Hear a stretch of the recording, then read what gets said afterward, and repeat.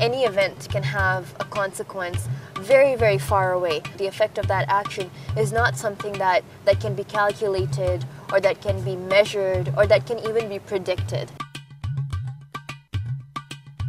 I feel that the butterfly effect is very related to the Palestinian-Israeli context, is because it's such a huge issue that almost the entire world has some kind of an invested interest in the issue. So, you know, it's interesting, anytime an attempted suicide bombing happens, all of a sudden the number of questions I'm asked on a bus you know, what do Muslims believe in? Why do Muslims believe in violence? Why are they so violent? Significantly increases. It's not only I, as you know, a visible Muslim, that I have to face the consequences of it. Absolutely, anytime a new settlement is built, anti-Semitic hate crimes also increase. So it's something that a lot of religious communities have to face the consequences of one single action that takes place, you know, across the ocean from us. The countries that the standard of living is considered the most high are the societies which the industry produce weapons of war, making it worse for all of us around the world. They just want their economies on the top of the world, on the top of the countries.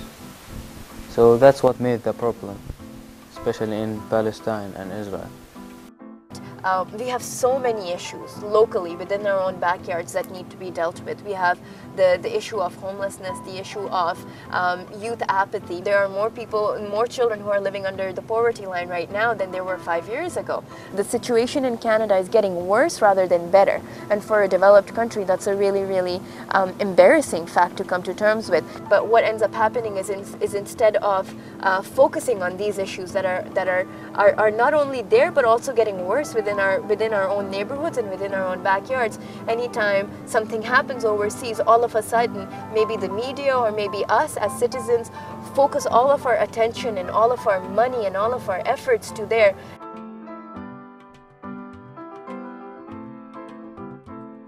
We've been told to hate, to fear. We've been told all of your neighbors across the border hate you. We as a Palestinian, we're facing a big problem, which is like our media is controlled by the occupation. If you look at two different newspapers for the exact same event, the coverage that you get from those two different newspapers, it seems like you're talking not only of two different events, but also of two different regions and of two different time frames.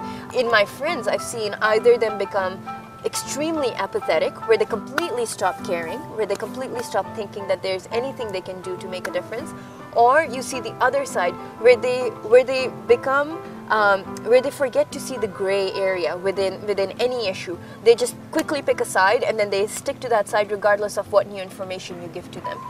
When I grew up, I decided to find out for myself. When I met our neighbors, I met wonderful, good, beautiful people that want to live happily, freely. I met friends, not enemies. Through education, through like give the people read more books, more history books, because the history, it repeats itself. So if we really know what happened in the past, we can go to another future that we needed. Before, I didn't think that people changed. I just thought that people always remained the same and you had to deal with whatever negatives and positives they were bringing to the table. But I saw in front of me people change their opinions from extremely radical to extremely compassionate.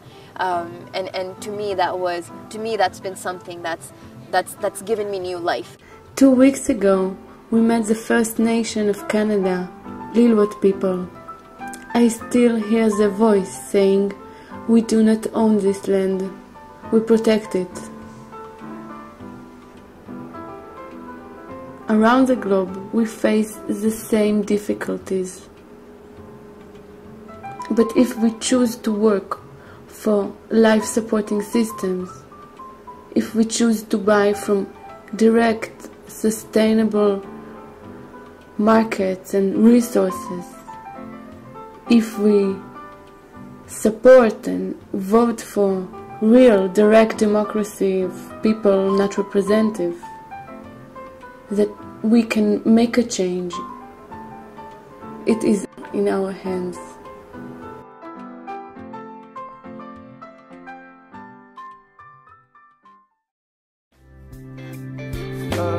Butterfly man, I'm just a butterfly man. Today I'm yours, but tomorrow when I'm gone, you'll understand. Butterfly man, I'm just a butterfly man. Oh, they mean, mama, can't you see it's like a handful of sand?